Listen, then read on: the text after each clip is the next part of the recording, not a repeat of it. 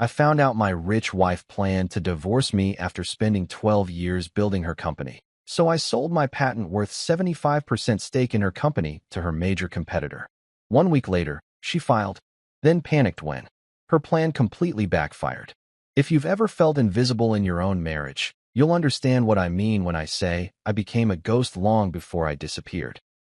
I'm standing in our home office right now, the one with floor-to-ceiling windows overlooking Lake Washington, watching the rain streak down the glass like the tears I haven't allowed myself to cry in 12 years.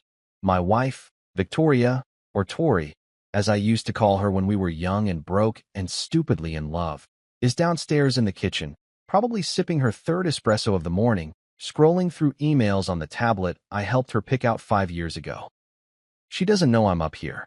She doesn't know a lot of things, but I know everything. The knowledge sits in my chest like a stone, heavy and cold, pressing against my ribs every time I breathe. It's been 3 weeks since I found out. 3 weeks since I discovered that the woman I spent 12 years building up, supporting, sacrificing for, loving, despite everything, has been planning to discard me like a used tissue the moment her company goes public.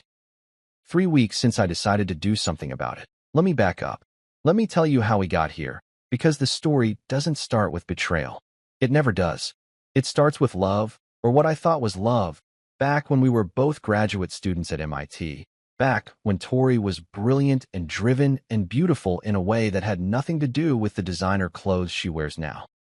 12 years ago, I met Victoria Chun in a thermodynamics seminar during my second year of my PhD program in materials engineering.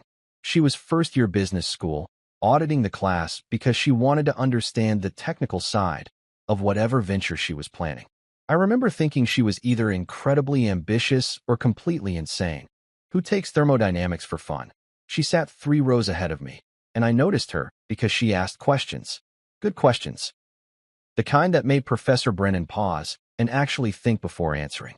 After the third class, I worked up the courage to introduce myself. "You're wasted in business school," I told her, which was possibly the worst opening line in the history of graduate student flirting. She laughed. It was a real laugh, not the practiced, careful sound she makes now at investor dinners. "And you're wasted hiding in a lab," she shot back.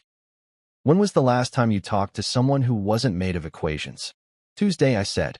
I had a very meaningful conversation with my coffee maker. That laugh again. "I'm Tori. Marcus. Marcus Webb. We got coffee after class. Then dinner. Then we started spending every evening together in the library, her working on business plans while I ran simulations for my dissertation research. She'd ask me about my work, and I'd explain the polymer matrix I was developing. A revolutionary material that could conduct electricity while remaining flexible, with applications in everything from wearable technology to medical devices to renewable energy storage. "You're going to change the world with this," she said one night, her eyes bright with genuine excitement. This was before the excitement became calculated, before everything she said was measured for maximum impact. "Maybe," I said, "if I can ever get the synthesis process stable." "You will," she said with absolute certainty. "And when you do, we're going to build something incredible together." We. That word meant everything to me. 6 months later, we moved in together. A year after that, I successfully developed a stable synthesis method for the polymer. My dissertation committee called it breakthrough work. Several companies expressed interest in licensing the technology. I was 27 years old and had created something genuinely novel, something valuable. I was also completely in love with Victoria Chun. She graduated with her MBA the same year I finished my PhD. We got married at Cambridge City Hall on a Tuesday afternoon, with 2 friends as witnesses, because neither of us wanted to wait or make a fuss. I wore the only suit I owned. She wore a white sundress she'd bought the day before. We ate Thai food afterward and drank cheap wine in our apartment and made love like we were the only 2 people in the world. "I have an idea," she said later that night, her head on my chest, her hand tracing circles on my skin. "About your polymer. Yeah, I want to start a company. With you. Your technology is incredible, Marcus, but it needs the right business strategy, the right positioning, the right funding to really scale. I can do that. We can do that together." My heart swelled. This was it. The partnership I'd always dreamed of. Not just romantic, but professional, intellectual, creative. Two people building something meaningful, something lasting. What would we call it? I asked. She thought for a moment. Chun Technologies. Not Web Technologies. Not Chun Web Technologies. I noticed it, felt a small flutter of something, discomfort, concern, but I pushed it away. It was her business expertise that would make this work. Her name in the business world. It made sense that didn't it? I love it, I said, because I loved her, and that seemed like the same thing. Years 1 to 3. The building phase Chun Technologies started in our living room. Torai raised an initial seed round from angel investors, $2 million, based on my patent application and her business plan. The patent was filed under my name, Marcus Webb, but the licensing rights were assigned to the company. Our company. That's how startups work, I told myself. That's normal. I was Chief Technology Officer. She was CEO. We hired 3 engineers and rented a small office space in Kennel Square. Those first 3 years were brutal and exhilarating in equal measure. I spent 18-hour days in the lab, refining the polymer formulation, developing manufacturing processes, working with our engineers to create prototype products. Tori spent 18-hour days pitching investors, courting potential clients, building partnerships, managing finances. She was magnificent, tireless, ruthless when she needed to be, charming when charm was required. I watched her negotiate a deal with a major medical device company and thought, this is the woman I married. Brilliant, powerful. Mind, we barely saw each other during those years. Ships passing in the night, both of us consumed by the work. When we did connect, it was usually about the company. Board meetings in our kitchen, strategy sessions in bed at midnight, spreadsheets over breakfast. The romance didn't fade. It transformed. It became the company. Building Chun Technologies together was our love language. Or so I thought. I remember one night, maybe 3 years in, when we actually went out to dinner. A real date. Torai had just closed a series of funding round, $15 million, and wanted to celebrate. We did it, she said, raising her wine glass. Her eyes were shining. She looked like the girl I'd met in that thermodynamics seminar, before the power suits and the carefully styled hair and the practiced investor smile. You did it, I corrected. That pitch was incredible, Tor. We're a team, she said firmly. Your technology, my execution. Neither works without the other. I believed her. God help me, I completely believed her. To us, I said, clinking my glass against hers. To us, she echoed. And to Chun Technologies. The company came first in that toast. I noticed. I didn't say anything. Years 4 to 7. The scaling phase Chun Technologies exploded. My polymer technology turned out to be even more versatile than we'd initially realized. We developed applications for consumer electronics, automotive manufacturing, aerospace, defense. Revenue grew from $3 million in year 3 to $45 million in year 7, that we moved out of our modest apartment into a house in Bellevue. Not a mansion yet. That would come later. But a real house with a yard and a 2-car garage. Torai bought a Tesla. I kept driving my 10-year-old Honda Civic because I genuinely didn't care about cars, and because I was usually too tired from the lab to think about material possessions. That we hired a VP of engineering to manage the growing technical team. This freed me up to focus on R&D, developing new applications and improvements to the core technology. It also meant I had less visibility into the day-to-day operations of the company I'd helped create. That I didn't mind. I trusted Tori completely. The company raised a Series B, $60 million, and then a Series C, $120 million. Tori's stake, as founder and CEO, was substantial.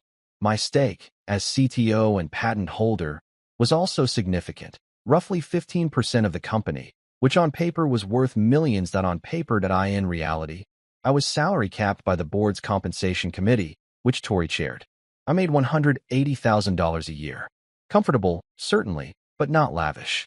Not when the CEO, my wife, was making $450,000 plus bonuses plus stock options that vested on an accelerated schedule.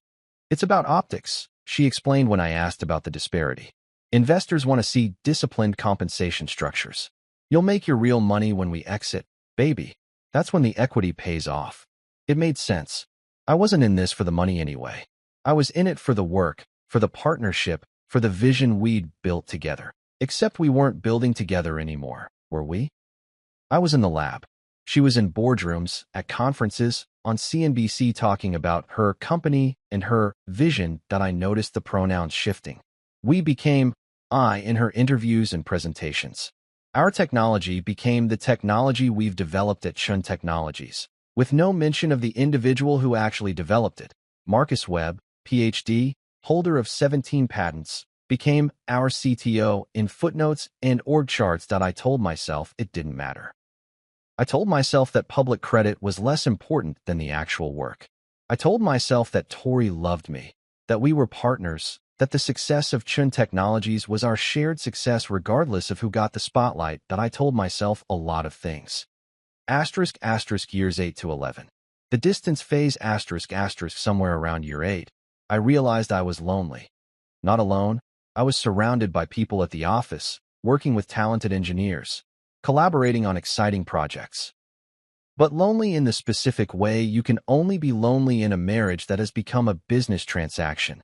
Tori and I barely spoke about anything except the company. We hadn't had sex in 6 months, then a year. Then I stopped counting. She was traveling constantly. Investor roadshows, client meetings, industry conferences, board retreats. When she was home, she was locked in her home office on video calls with London, Singapore, Tel Aviv. Global expansion, she called it. Building partnerships. Preparing for the eventual IPO, always the IPO. That was the end game, the promised land, the moment when all the sacrifice and hard work would pay off. When we'd cash out and finally have time to remember what we were to each other beyond CEO and CTO. I tried to talk to her about it. About us. I miss you, I said one night when she came home at 11 p.m. from a dinner with potential strategic partners. I miss you too, baby, she said. But she was already looking at her phone, scrolling through emails. This is just temporary. Once we get through this growth phase, you said that 2 years ago. She looked up, and for a moment, I saw something flash across her face. Annoyance? Calculation? It was gone before I could identify it. Marcus, you know how important this phase is. We're building something incredible here. I need you to trust me. Trust. That word again. I do trust you, I said. I want my wife back sometimes. She softened then, or appeared to. She put down her phone and came to sit next to me on the couch. She took my hand. I know, she said. I know this has been hard. But we're so close. Another year, maybe 2, and we can think about an exit strategy. Maybe we sell to a strategic buyer. Maybe we go public. But either way, we'll have time again. I promise. I wanted to believe her. I desperately wanted to believe her. Okay, I said. She kissed my forehead, the way you'd kiss a child or a pet, and went upstairs to bed. That I sat on the couch for another hour, staring at nothing, feeling something fundamental cracking inside me. Year 12. The discovery 3 months ago, Tori announced that Chun Technologies was preparing for an IPO. The company was now valued at $800 million. We'd grown to 200 employees. We had contracts with Fortune 500 companies across multiple industries. We were a genuine success story. This is it, Marcus, she said over breakfast one morning. A rare morning when we were both home, both awake at the same time. We're going public in the first quarter of next year. Can you believe it? Everything we've worked for. Everything we've worked for. The pronouns slipped back into collective form, and I felt a warm rush of hope. Maybe this would be the reset button. Maybe once the pressure of the IPO was behind us, we could reconnect. Travel. Remember what we'd been before we became a cap table and an org chart. That's incredible, Tor, I said. I'm proud of you. Of us. She smiled, but something about it seemed off. Mechanical. Like she was smiling for a camera I couldn't see. We should celebrate, I suggested. Maybe take a long weekend after the roadshow? Go somewhere quiet. No phones, no business talk, just us. Maybe, she said, which I'd learned over the years meant no. Let's see how things shake out with the timing. She left for the office 20 minutes later. I had the day off, a rare occurrence, and decided to work from home, catching up on patent applications and technical documentation. Around noon, I went into Tori's home office to grab a phone charger. She had a drawer full of them, and I'd left mine at the lab. Her laptop was open on the desk. She must have forgotten to close it before leaving. I wasn't snooping. I want to be clear about that. I wasn't looking for anything.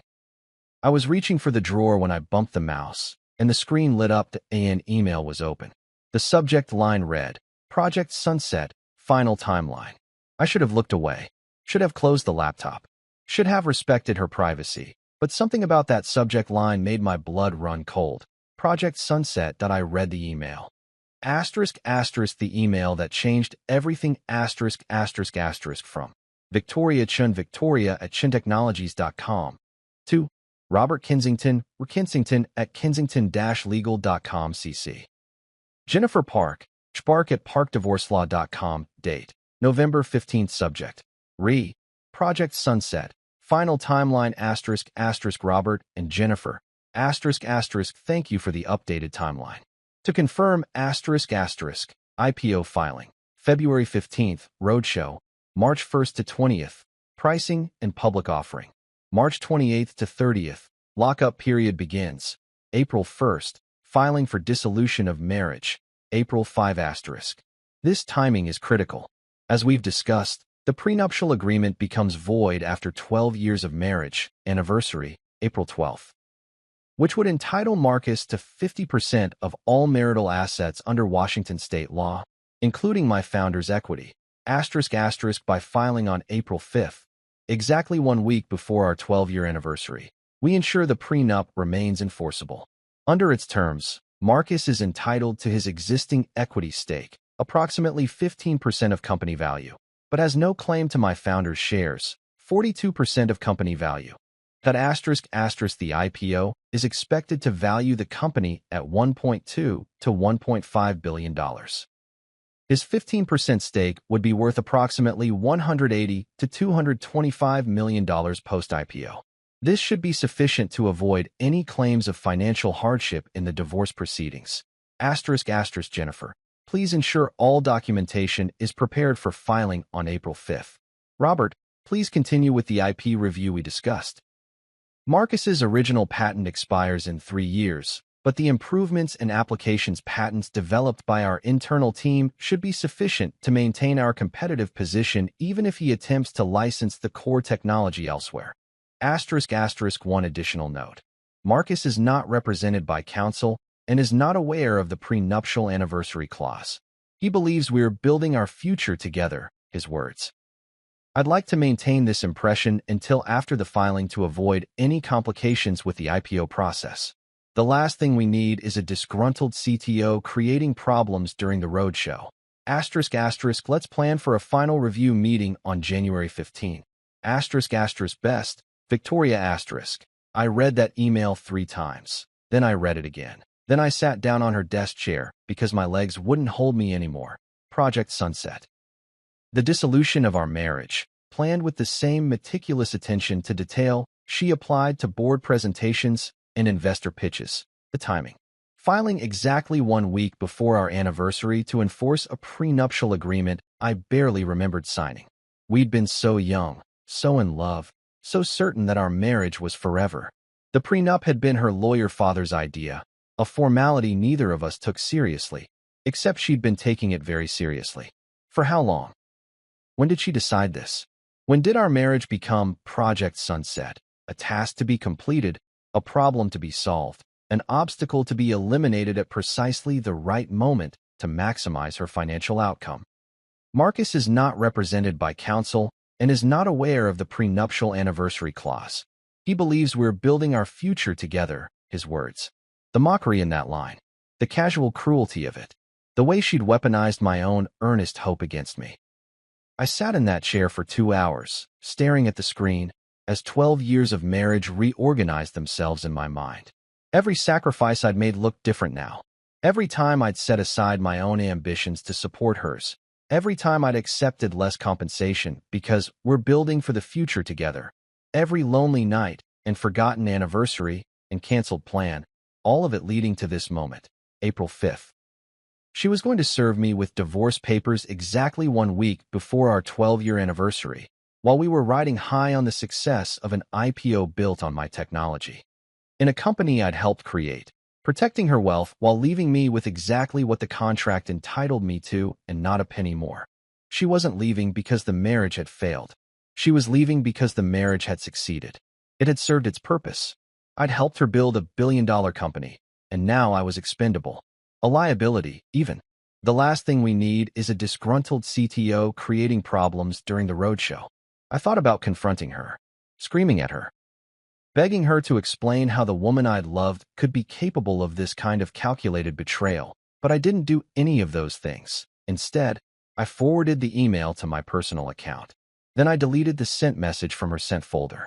Then I closed the laptop and left her office exactly as I'd found it. I went upstairs to our bedroom, where we'd slept side by side for 12 years, where she'd held me and promised me forever. And I sat on the edge of the bed and felt something inside me die. Not love, exactly. Love doesn't die that quickly, that cleanly. What died was trust, faith, the belief that we were partners, that we were on the same team, that the sacrifices meant something. What died was the old Marcus Webb, the one who believed in happily ever after. What was born was something harder, colder, more calculating. If Tori could plan Project Sunset, then I could plan my own project. I'd call it Project Dawn. Going through the motions, smiling when Tori came home, nodding in meetings, running simulations in the lab that I couldn't focus on because my mind was spinning through scenarios, possibilities, strategies to AT night, while she slept beside me, or pretended to sleep. I couldn't tell anymore. I stared at the ceiling and thought about what I could do. Option 1. Confront her directly. Demand answers. Beg her to reconsider. Pathetic. That's what she'd think. That's what her lawyers would tell her I was. A soon-to-be ex-husband making emotional scenes, proving exactly why she needed to execute her carefully planned exit strategy. Option 2. Hire my own divorce attorney. File first. Beat her to the punch. Tempting, but pointless. She had better lawyers, more resources, and filing first wouldn't change the fundamental facts. The prenup was enforceable until April 12th, and nothing I did would change that legal reality. Option 3. Accept it.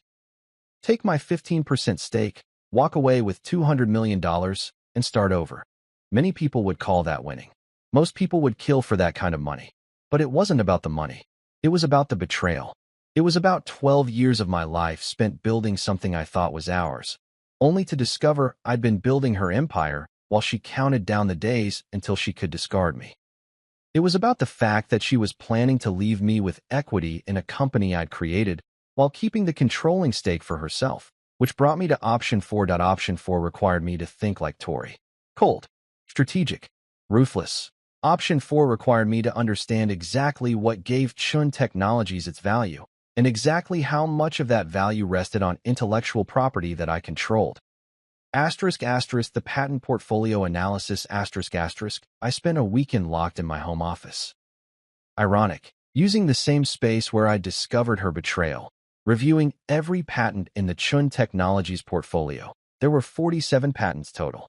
17 of them were filed under my name as the primary inventor, covering the core polymer technology and the fundamental synthesis processes. These were the patents that everything else was built on. The remaining 30 patents were filed by other engineers at the company, covering specific applications, improvements, and manufacturing refinements. These were valuable, certainly, but they were derivative. They only worked because of the foundational technology. My foundational technology. Here's what most people don't understand about patents. They're property. Intellectual property, but property nonetheless. And like physical property, they can be sold, licensed, transferred. When I joined Chun Technologies, I'd assigned the licensing rights to the company. This meant Chun Technologies had the exclusive right to use my patents for the life of the company. Standard startup arrangement. But I'd never assigned ownership. The patents were still filed under my name. Marcus Webb was listed as the inventor on every single one of those 17 core patents. And here's the thing about licensing agreements. They can be modified. They can be terminated. They can be complicated by the introduction of other parties. I pulled up the original licensing agreement I'd signed 12 years ago.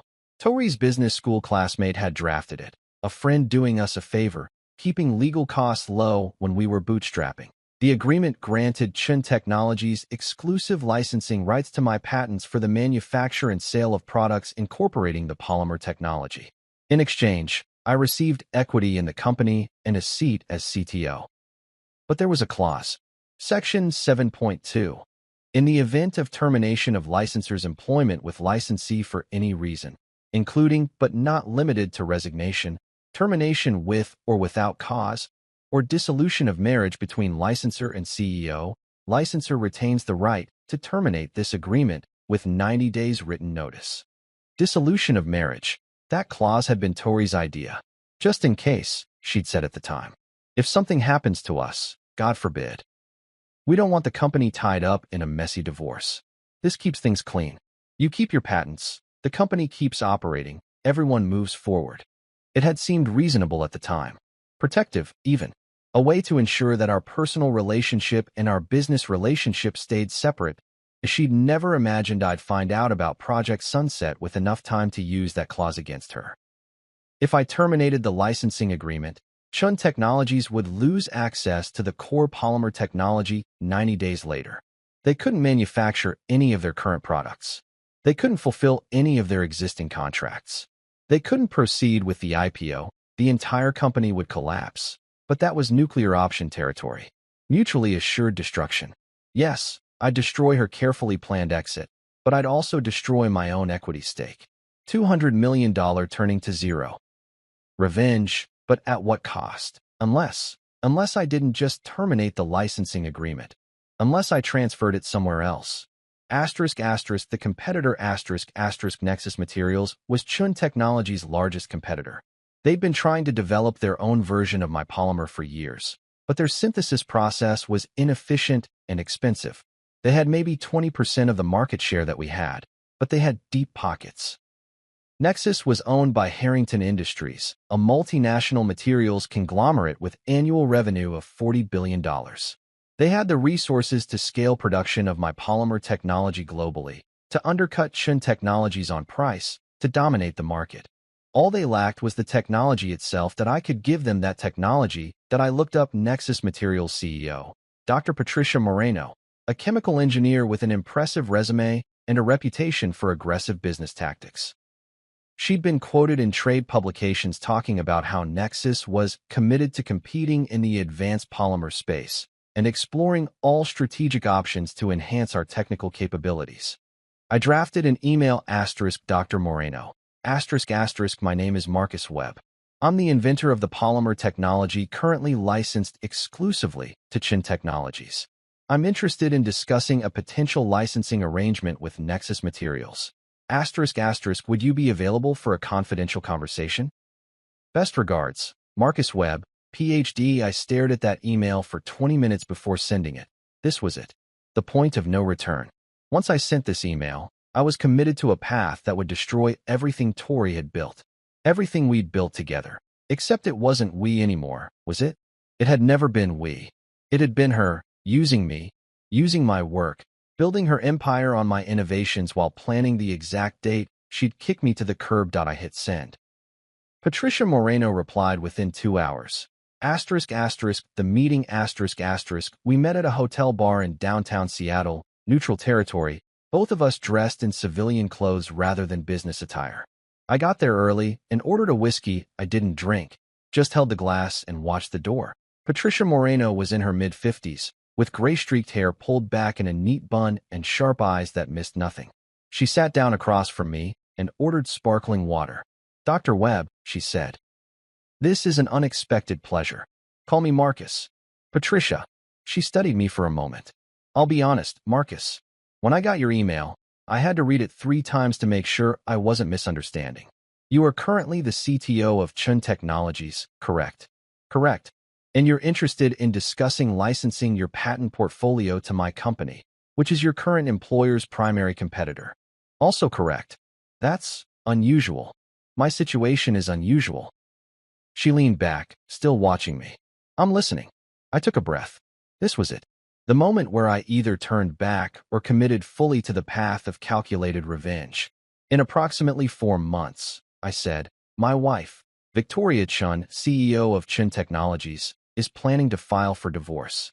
She's timed it precisely to enforce a prenuptial agreement that will leave her with controlling interest in the company while minimizing my settlement. She's been planning this for at least several months, possibly longer, without my knowledge. Patricia's expression didn't change, but I saw something flicker in her eyes. Interest. And maybe something else. Sympathy. I'm sorry to hear that, she said carefully. I'm not looking for sympathy. I'm looking for a business arrangement. Go on. The core technology that makes Chun Technologies valuable is based on 17 patents filed under my name. The licensing agreement I signed with the company includes a termination clause that allows me to revoke the license in the event of dissolution of marriage. Understanding dawned on Patricia's face. You want to pull your technology out from under Chun Technologies. I want to license it to someone who will use it effectively. Someone who has the resources and infrastructure to scale it globally. Someone who can give me a fair deal. And destroy your wife's company in the process. Destroy is a strong word. Let's say, dramatically reduce its valuation. Patricia took a sip of her water. What exactly are you proposing? I terminate my licensing agreement with Chun Technologies effective 90 days from today. Simultaneously, I enter into an exclusive licensing agreement with Nexus Materials. You get access to the polymer technology that you've been trying to develop yourselves for years. You get to manufacture and sell products that will immediately capture Chun Technologies' market share. And what do you get? 3 things. First, an upfront payment of $50 million for the license. Second, a 5% royalty on all products manufactured using the technology. Third, the satisfaction of watching my wife's carefully planned exit strategy collapse around her. Patricia was quiet for a long moment. That's vindictive. Yes, I said simply. It is. I like it. She smiled, and it was a predator's smile. But I need to understand the full picture. What happens to Chun Technologies when you pull the license? Their manufacturing stops. They can't fulfill current contracts. They breach agreements with major clients. The IPO becomes impossible. The company's valuation drops from over $1 billion to maybe $200 million, if they're lucky. And that's just from the non-core patents and existing client relationships. And your equity stake? Becomes essentially worthless. But I don't care. Under the divorce settlement, I get 15% of the post-IPO valuation, roughly $200 million. If the company collapses, my equity is worth nothing, but neither is hers. She loses $600 million in founder's equity. That's worth more to me than keeping my $200 million. Patricia shook her head slowly. That's the most expensive divorce I've ever heard of. Not expensive. Fair. She planned to leave me with exactly what the contract entitled me to, and not a penny more, after 12 years of using me to build her empire. Now she'll get exactly what the contract entitles her to, controlling interest in a worthless company. You've thought this through. I've had 3 weeks to think about nothing else. Patricia pulled out her phone and started typing. I need to run this by our legal team and our board, but preliminary assessment? This is extremely interesting. The polymer technology alone could add $500 million to Nexus's annual revenue within 2 years. We've been trying to develop a competing process for 5 years with limited success. Your synthesis process is too expensive, I said. The temperature requirements are too high, the catalyst costs are prohibitive, and the yield is inconsistent. I can solve all of those problems. She looked up from her phone. You've been following our research. I follow all research in my field, including my competitors. Former competitors, she corrected. If we do this, we're partners. If we do this, I'll have an answer for you in 48 hours, Patricia said. She stood up, extending her hand. This has been the most interesting meeting I've had in years, Marcus. If you're certain about this, and I mean really certain, not just angry, we can make it happen. I shook her hand. Her grip was firm, businesslike. I'm certain, I said, and I was. The execution. Patricia Moreno called me 36 hours later. Our board approved it, she said without preamble. Pending due diligence on the patents and assuming your termination clause is as clean as you say it is, we're prepared to move forward. When can you meet with our legal team? My heart was pounding. Tomorrow. Good. Because we're going to need to move fast on this. If Chun Technologies gets wind of what you're planning, they'll find a way to stop it. They won't find out. I haven't told anyone.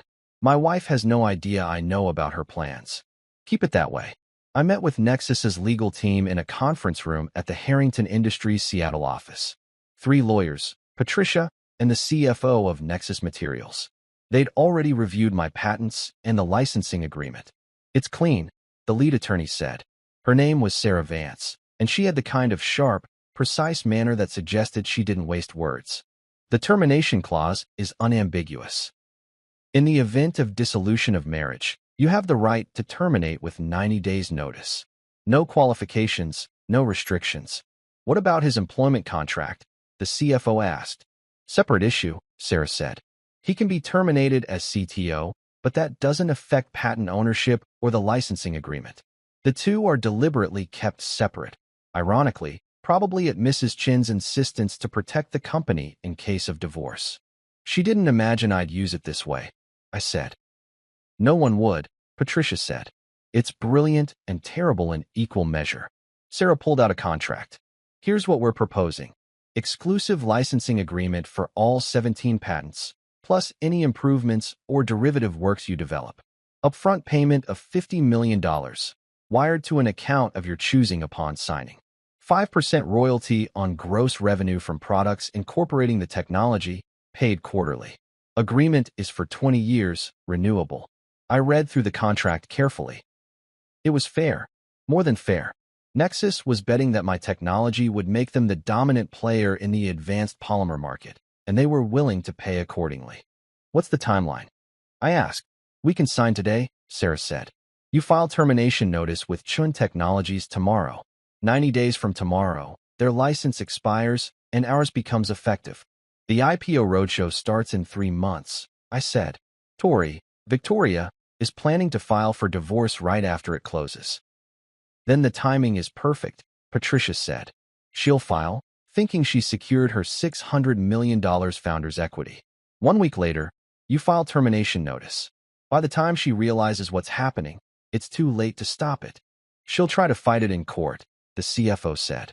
"Claim you violated your employment contract, breached fiduciary duty, something." "Let her try," Sarah said. "The patents are his property. The licensing agreement explicitly allows termination in case of divorce. He's not stealing anything or violating anything. He's exercising his legal rights under a contract she insisted on." I looked at the signature line on the contract. Once I signed this, there was no going back. Chin Technologies would collapse. Tori's dreams of a billion-dollar empire would evaporate. Our marriage, already dead in everything but legal status, would end in spectacular fashion. And I would be $50 million richer, with royalties that would make me wealthier than I'd ever been as a salaried CTO in my wife's company. That I thought about that email. Marcus is not represented by counsel and is not aware of the prenuptial anniversary clause. He believes we're building our future together, his words. The mockery, the calculation, the way she'd weaponized 12 years of partnership against me. I picked up the pen. "One question," I said. "What happens if she tries to change the licensing agreement before I can terminate it?" "She can't," Sarah said. "Any modification to your licensing agreement requires your signature. That was built into the original contract, probably another protective measure that's now working against her." "Then I have one more request," I said. "I want the termination notice delivered on April 12th, our 12-year anniversary, the day her prenup expires and becomes void." Patricia smiled. "Poetic." "No," I said. "Justice." I signed the contract. The waiting game ***. The next 3 months were the longest of my life. I went to work every day at Chin Technologies. Attended meetings. Reviewed technical specifications. Collaborated with the engineering team on product improvements. I smiled at Tori across the conference table during board meetings. I asked about her day at dinner. I became a ghost haunting my own life, watching everything from a distance, waiting. Tori was in her element during this period. The IPO roadshow was everything she'd worked for, a chance to tell the Chun Technologies story to institutional investors, to convince them that our company was worth $1.2 billion or more, to secure her place as a successful tech CEO. She flew to New York, Boston, San Francisco, Los Angeles, London, Singapore.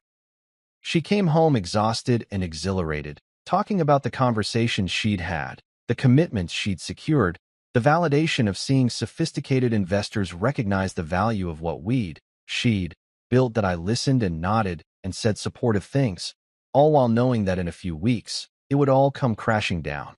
Sometimes I wondered if I should feel guilty, if I was being unnecessarily cruel. If there was a better way to handle this, then I'd remember that email. The casual cruelty of, I'd like to maintain this impression until after the filing to avoid any complications.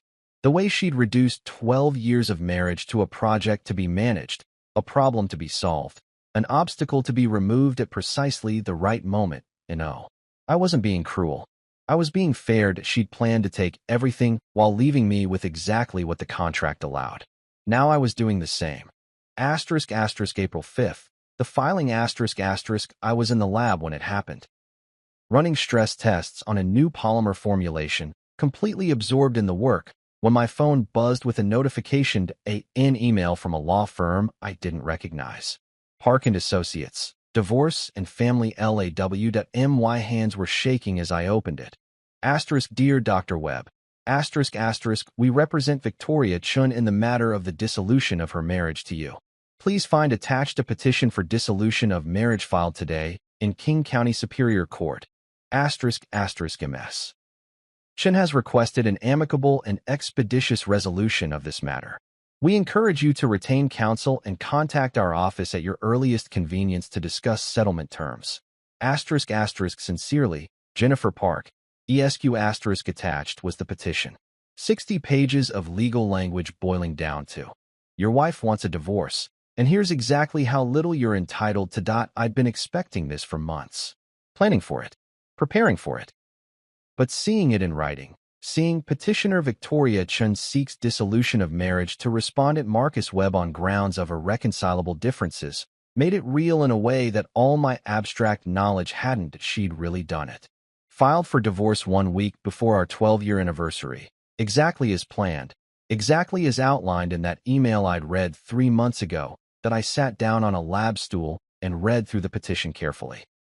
She was seeking a fair and equitable division of marital assets, which, under the prenuptial agreement, meant I kept my 15% equity stake in Chun Technologies, currently valued at approximately $180 million based on expected IPO price. She kept her 42% founder's stake, currently valued at approximately $600 million.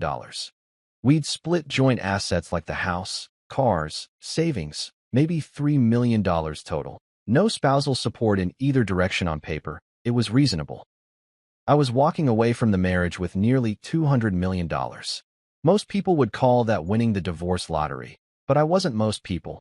And I had a card to play that Tori didn't know existed. That I forwarded the email to Sarah Vance at Nexus with a simple message, "It's time." Her response came back within minutes. Termination notice will be delivered to Chun Technologies on April 12th, as requested.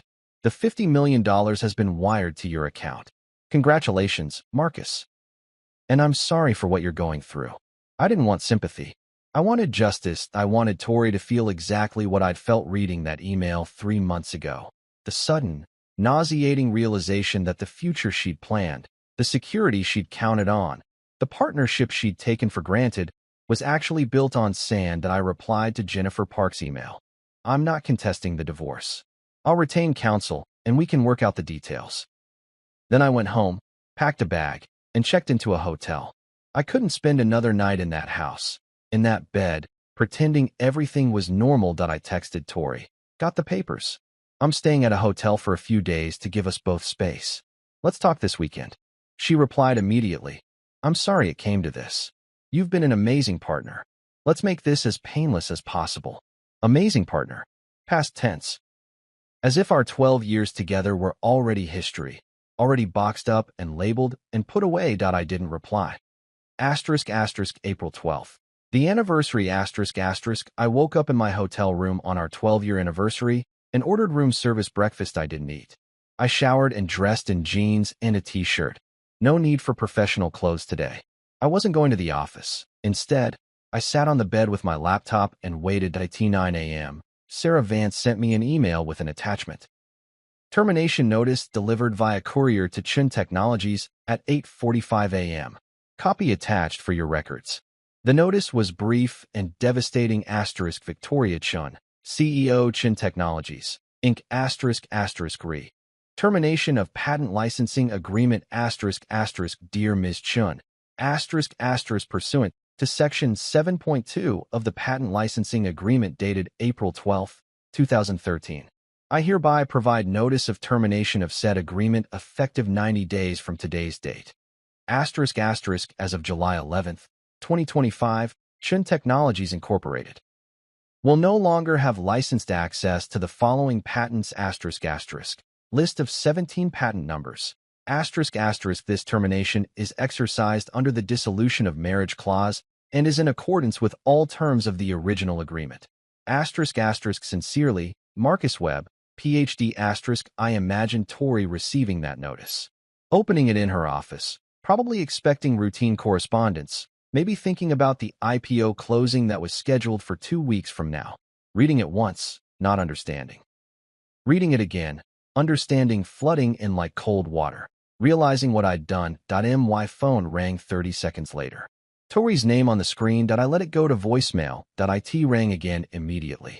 Again, I let it go to voicemail. 5 more calls in the next 10 minutes. Then texts started coming through. Marcus, what the fuck is this? Call me right now. What have you done?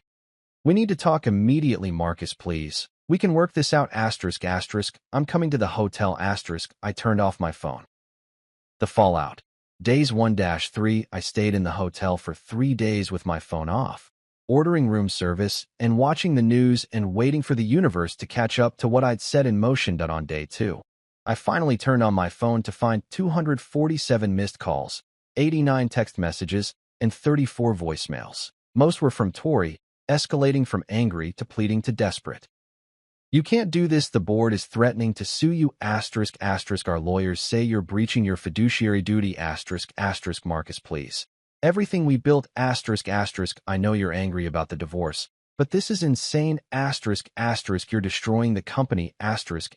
You're destroying both of our futures. Please call me. That last one was Rich. She was worried about destroying both of our futures now, after she'd spent months planning to maximize her future at the expense of mine. There were also messages from the Chun Technologies board chair, from our VP of engineering, from several major investors. Everyone wanting to know what the hell I was doing and how they could stop me. The answer to the second question was, they couldn't. I called Sarah Vance. How bad is it? I asked. From their perspective, catastrophic. Chun Technologies lawyers have been calling me nonstop, trying to find a way to invalidate the termination. They can't. The contract is ironclad. Your patents, your right to terminate, and the dissolution of marriage clause is explicit. What about the IPO? Postponed indefinitely. No investment bank is going to underwrite an offering for a company that just lost access to its core technology.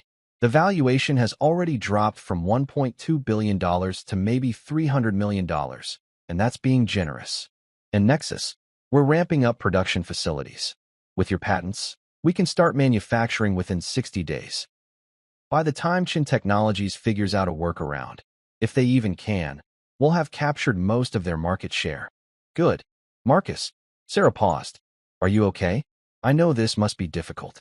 I'm fine, I said, which was both true and completely false. That I wasn't fine. I was hollow. I'd just destroyed a company I'd spent 12 years building. I'd made myself wealthy in the process, $50 million plus royalties that would add millions more each year.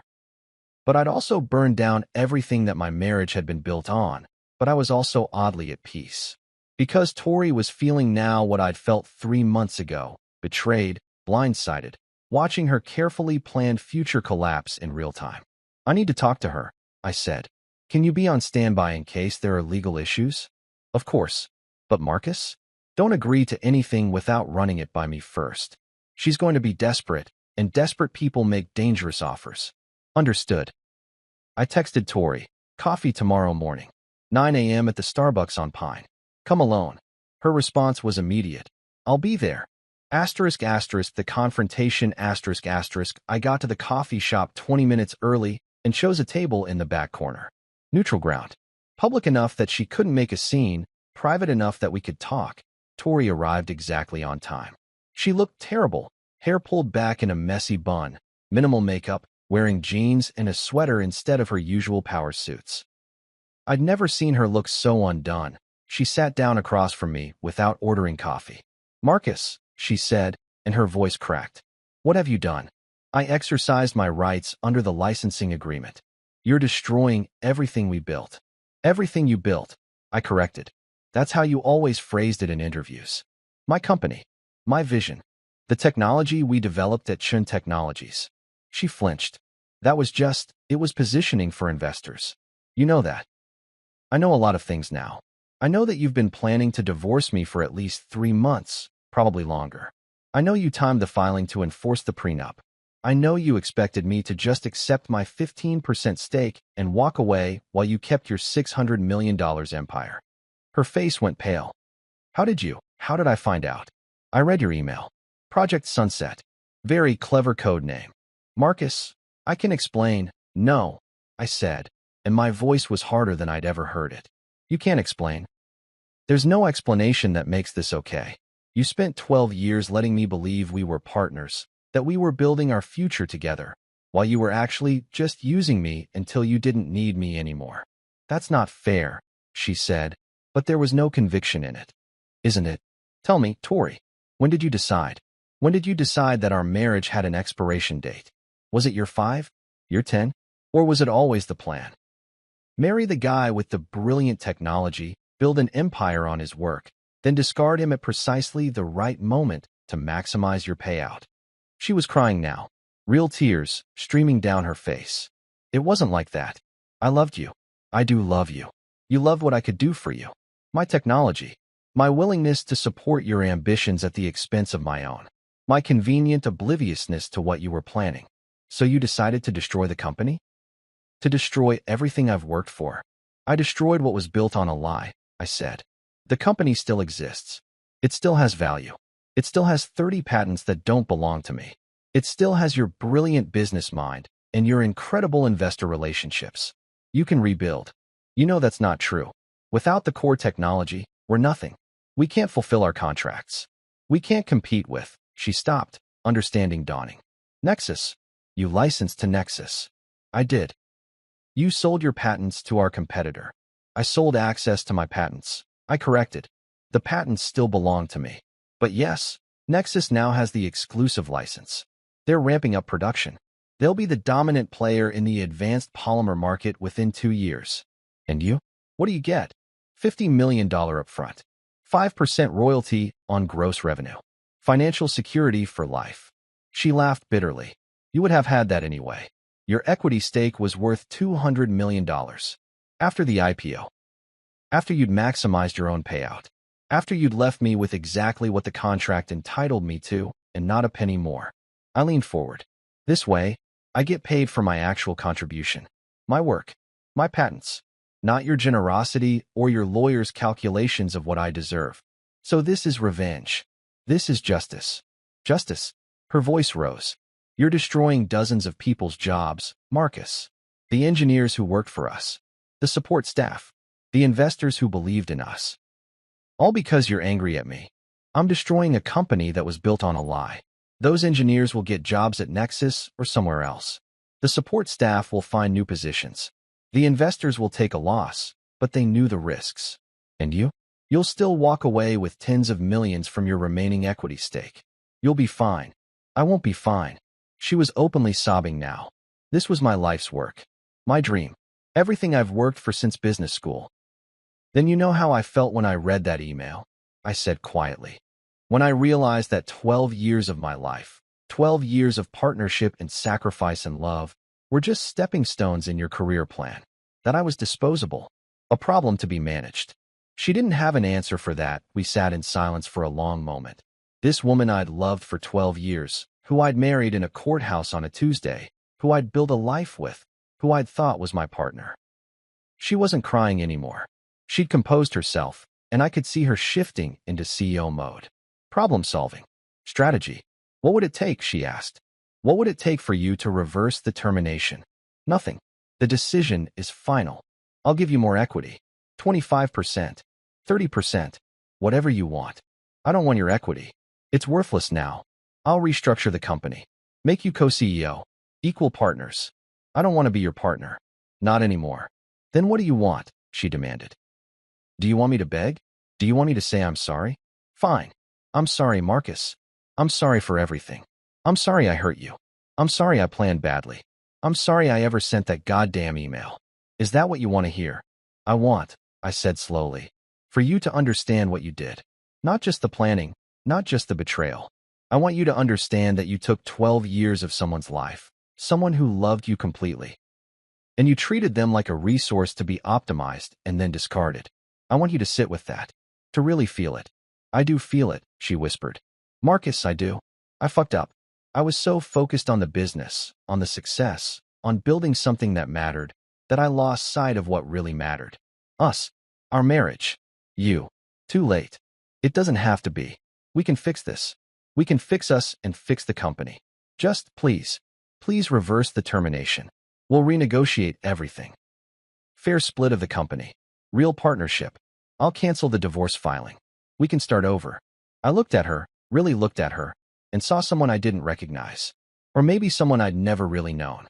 The brilliant, driven woman I'd fallen in love with at MIT had become someone for whom success mattered more than people, for whom strategy mattered more than ethics, for whom winning mattered more than truth.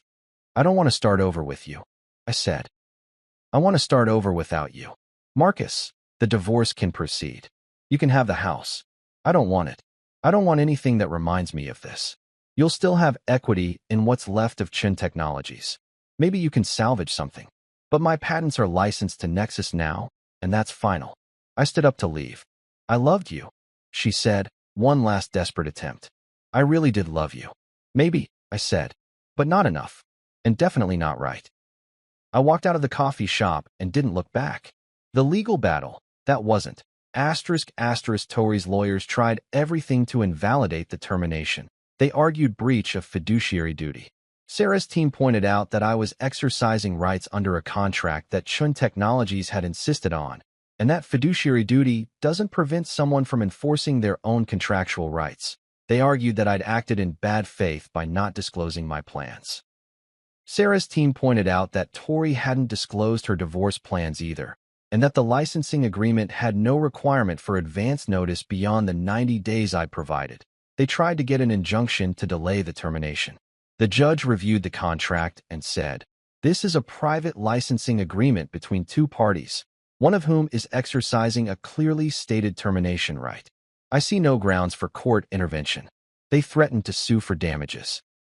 Sarah told them to go ahead, but reminded them that Tori would have to testify under oath about Project Sunset, about her plans to divorce me while hiding that information during the IPO process, about her deliberate timing to enforce the prenup. Do you really want that in public court records? Sarah asked. They dropped the threat. Meanwhile, the business fallout was exactly as catastrophic as I'd known it would be. The IPO was canceled. The underwriting banks pulled out. Chun Technologies' valuation dropped from $1.2 billion to $250 million based on their remaining non-core patents and existing client relationships. Major clients started canceling contracts because Chun Technologies couldn't guarantee product delivery. Engineers started jumping ship to Nexus and other competitors.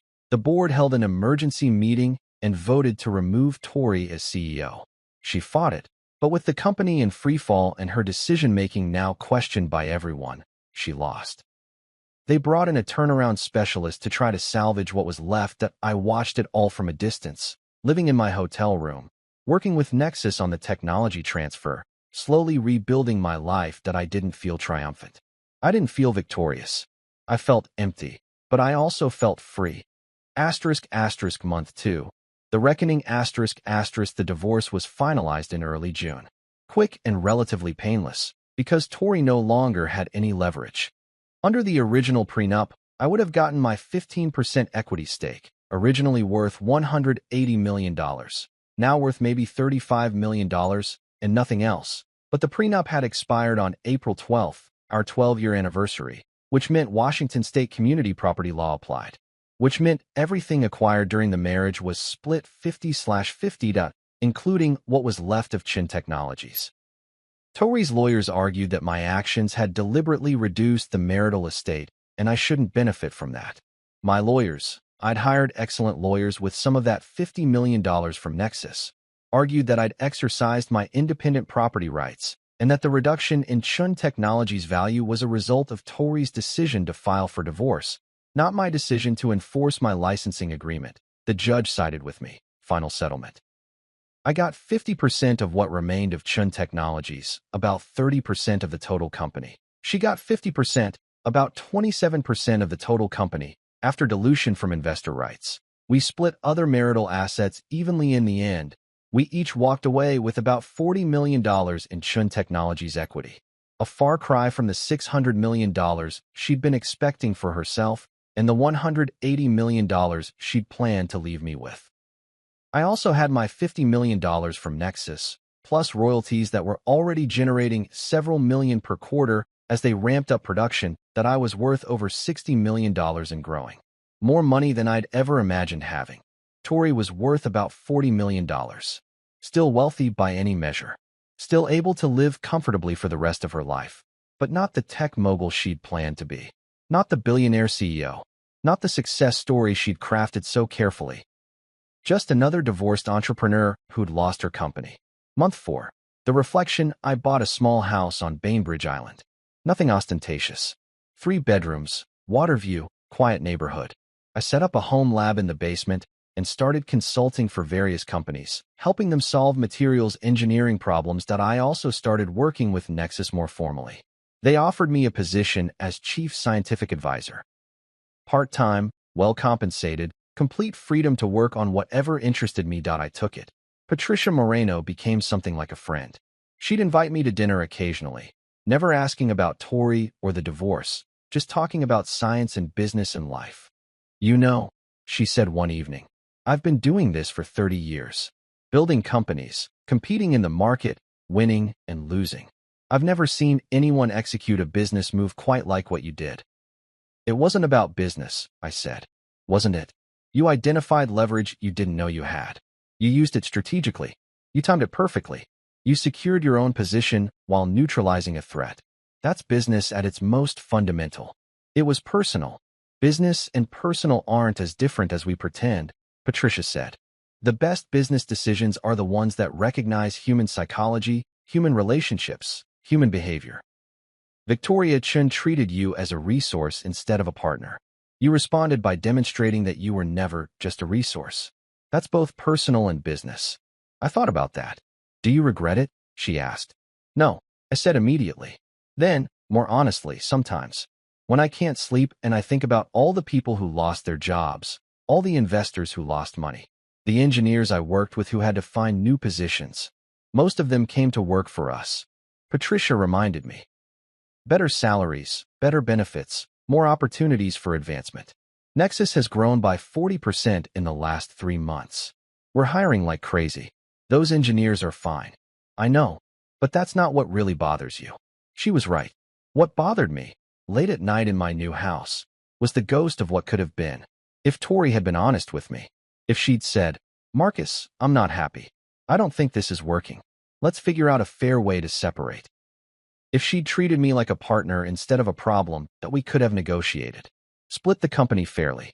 Gone our separate ways with mutual respect and tact. Instead, she'd planned Project Sunset, and I'd responded with Project Dawn, and we'd both lost far more than we'd gained. I thought destroying her plan would feel better, I admitted. I thought justice would be satisfying. Justice isn't satisfying, Patricia said. Justice is just necessary. Month 6. The encounter I was at a materials science conference in San Francisco when I saw her, Victoria Chun. No longer Victoria Chun Webb. We'd both gone back to our pre-marriage names, standing in a group of attendees, networking. She looked good, healthy.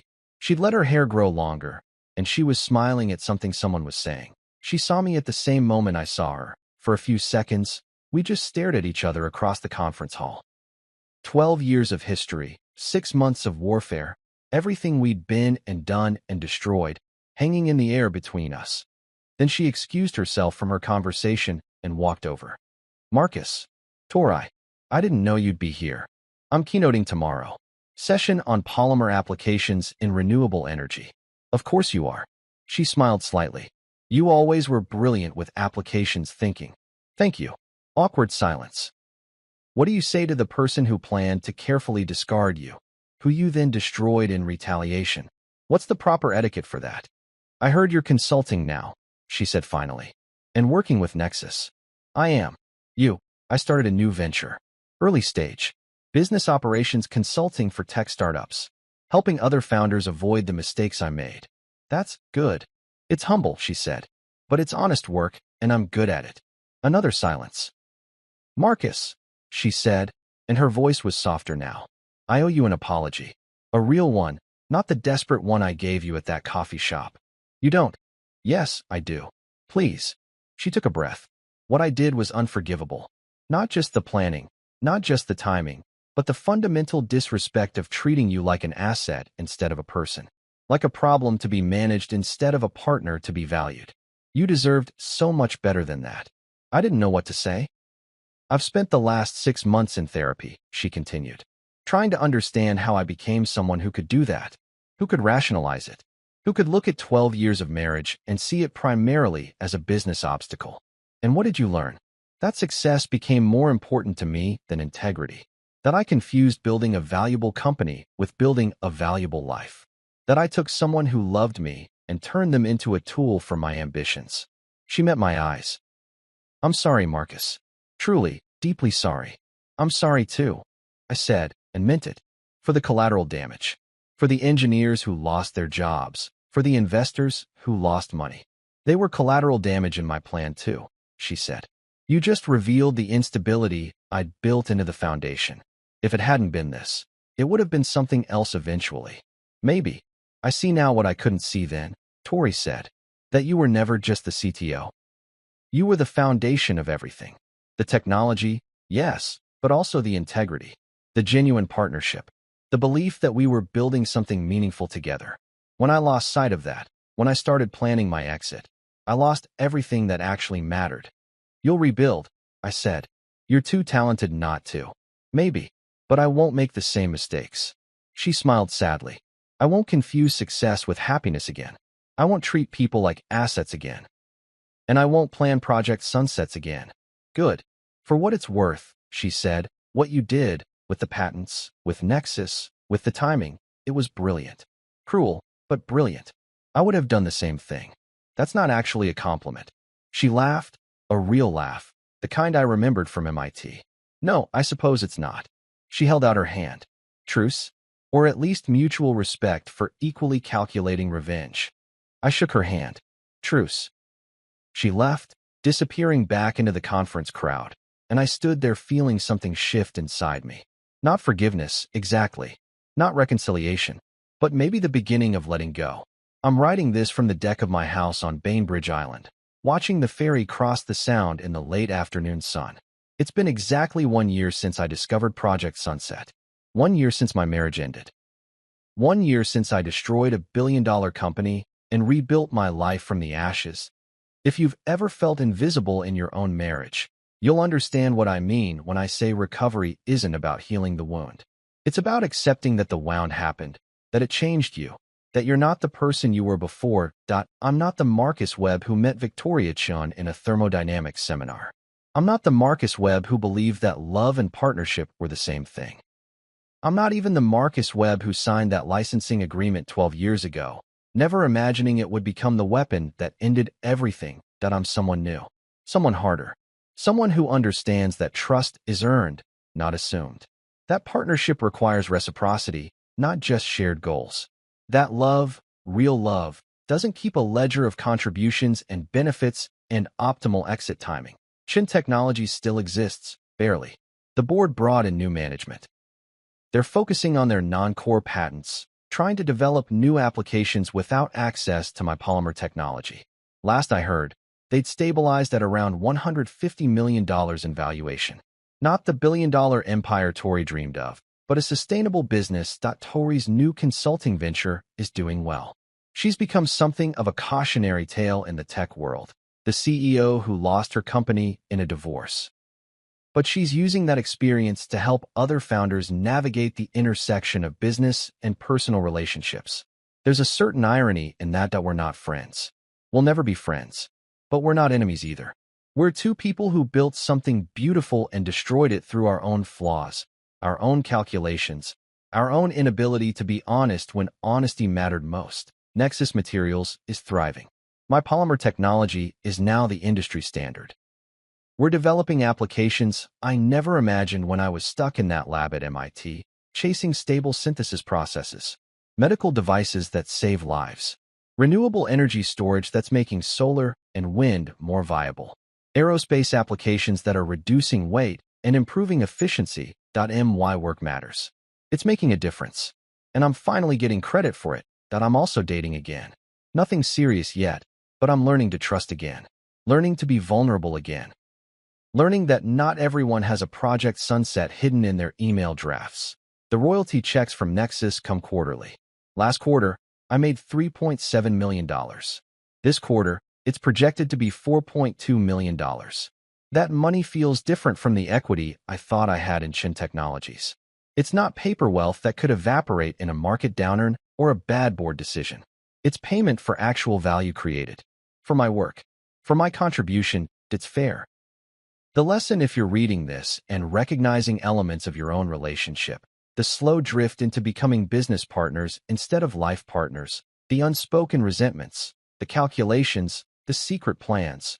Let me offer you what I wish someone had offered me. Talk. Be honest. Be brutally, uncomfortably honest before you're so deep in the lies that honesty becomes impossible. But if you're unhappy, say so. If you want something different, ask for it. If you're planning an exit, have the courage to make it clean and fair rather than calculated and cruel. Because the alternative, the path Tori and I took, destroys everything. Not just the relationship, but the business, the shared dreams, the mutual respect. It leaves everyone poorer in ways that have nothing to do with money. And if you're the one being planned against, if you discover your partner's project sunset, remember this. You have more power than you think. You have leverage you may not even recognize. You don't have to accept the future someone else has designed for you. But also remember, using that power has consequences. Destroying their plan means destroying what you built together. Justice feels necessary in the moment, but it doesn't feel good. It doesn't heal you. It just ensures that they hurt the way you hurt. Maybe that's enough. Maybe that's all justice ever is. Asterisk, asterisk, the end, or the beginning. The rain has started again, streaking down the windows of my deck, blurring the view of the sound. Rain was falling the day I read that email. Rain was falling the day I signed the contract with Nexus. Rain was falling the day Tori filed for divorce. Rain falls on the just and the unjust alike, someone once said. It falls on the betrayers and the betrayed. It falls on the calculated and the naive. It falls on the successful and the destroyed. I watch it fall now and think about scars. About how they're like receipts, proof of pain endured and survived. About how the biggest scars are the ones nobody sees, the ones etched into your capacity for trust, for hope, for believing in partnership. My phone buzzes. A text from Patricia Moreno, board meeting next week. We want to discuss bringing you on full-time. Executive role. Build your own team. Think about it. I will think about it. I'm good at thinking now. Good at calculating. Good at seeing the angles and the leverage points and the ways things can go wrong. I'm good at protecting myself. Maybe too good, but that's a problem for tomorrow. For next week. For the version of me that exists after this rain stops and the sun comes out again. Today, I'm just a man on a deck, watching the ferry cross the sound, carrying people toward their destinations. Some of them are going home. Some of them are leaving home. Some of them don't know which is which. I understand that feeling that I close my laptop and go inside, leaving the rain and the view and the ghosts behind. Tomorrow, I'll decide about Patricia's offer. Tomorrow, I'll keep building this new life. Tomorrow, I'll keep moving forward. But tonight, I'll just be. Just exist. Just breathe. Because that's all any of us can do, really. Breathe through the betrayals and the revenges and the justices and the regrets. Breathe through the endings and the beginnings. Breathe through the rain until the sun comes out again. If it comes out again. And if it doesn't, we learn to live in the rain. I took the job at Nexus. Executive Vice President of Technology. I have a team of 60 engineers working on next-generation polymer applications. We're doing groundbreaking work. Work that matters. I got married last month. Her name is Elena. She's a marine biologist. and she has never once asked me about my first marriage beyond the basics. She knows I was married before, that it ended badly, that I prefer not to discuss it. She respects that boundary, which is how I know she's nothing like Tori. Elena and I met at a conference, not a material science conference, but a fundraiser for ocean conservation. I was there because Nexus was sponsoring. She was there because saving the ocean is her life's work. Tell me about polymers, she said at the cocktail reception, and I thought she was being polite, but she actually wanted to know. She had questions about microplastics, about biodegradable alternatives, about whether my technology could help solve ocean pollution problems. That we talked for 3 hours. Exchanged numbers. Had coffee. Had dinner. Had breakfast after she spent the night at my place following our 5th date. I should tell you, I said that morning, I'm not great at relationships. My first marriage ended badly. I have trust issues. I'm working on it, but I want you to know what you're getting into. Okay, she said simply. I'm divorced too. I have my own baggage. We'll work on it together. Together. That word again. But this time it feels different. It feels true that I think about Tori sometimes. Wonder if she's happy. Wonder if she learned what she said she learned, or if she's back to her old patterns.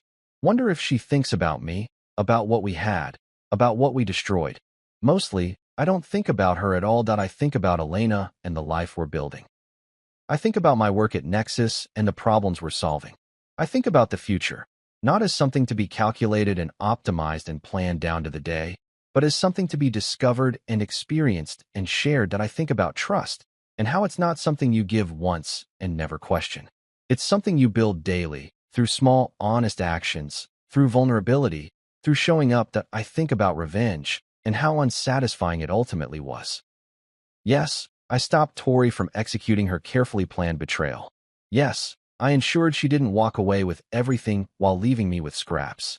Yes, I made her feel the consequences of treating me like an asset instead of a partner, but it didn't heal me. It didn't undo the betrayal. It didn't make me whole. What made me whole was time. Therapy. Elena. Building something new that wasn't haunted by the ghost of what I'd lost. If I could go back. If I could talk to the Marcus Webb who read that email in Tori's office 2 years ago, I don't know what I'd say. Would I tell him to walk away? To be the bigger person? To let Tori execute her plan and take his $200 million and start fresh without the destruction? Maybe. But I'd also tell him this. Whatever you decide, make sure you're doing it for the right reasons. Not out of spite. Not out of a desire to make someone hurt the way you hurt. But out of a genuine belief that what you're doing is just, necessary. True that I'd tell him that revenge is a meal best not eaten at all. But if you're going to eat it anyway, make sure you're prepared for the aftertaste. That it lasts a long time. Asterisk. Final reflection. What I know now. Love and business don't mix. Or rather, they mix in complicated ways that require more honesty, more communication, more humility than most of us possessed. If you're building something with someone you love, a company, a life, a dream, make sure you're actually building it together. Make sure the pronouns stay plural. Make sure the vision is shared, not just assumed. Make sure you're seeing your partner as a person, not a resource. Make sure you're being seen as a person, not a resource. And if you discover you're not, if you find the email, the plan, the evidence that you've been reduced to a line item in someone else's strategy, you have choices. You can confront. You can forgive. You can negotiate. You can walk away. Or you can do what I did. You can use every ounce of leverage you possess to ensure that the person who planned to discard you learns exactly what they're discarding. I don't recommend it, but I understand it. And if you've ever felt invisible in your own marriage, if you've ever discovered that the partnership you believed in was actually someone else's solo project, if you've ever read an email that revealed your entire life was built on a lie, you'll understand it too. The rain has stopped now. The sun is breaking through the clouds, casting long golden rays across the water. Elena is calling me from inside the house, asking if I want to go for a walk before dinner. I close my laptop, this time for good, and go to her. The story is over. The life continues. And this time, I'm writing it with someone who sees me as more than a patent number, more than equity value, more than a problem to be solved. This time, I'm writing it with someone who knows that the best partnerships are the ones where nobody's planning Project Sunset. Because the only project worth planning is Project Forever, and forever, it turns out, is built one honest day at a time. Asterisk, if you've ever been betrayed by someone you trusted completely, I hope you found your own path through the pain. Not necessarily revenge, not necessarily forgiveness, but something that let you wake up and breathe and believe in tomorrow again. That's all any of us can ask for. That's all I have to give you. Asterisk, asterisk, the truth of what happened, and the hope that your truth ends differently. Asterisk, asterisk, or if it doesn't. If you find yourself planning your own Project Dawn in response to someone else's Project Sunset, I hope you do it with eyes open. Asterisk, asterisk, justice doesn't heal. Asterisk, asterisk, but sometimes it's necessary anyway. Asterisk, asterisk, and sometimes that has to be enough.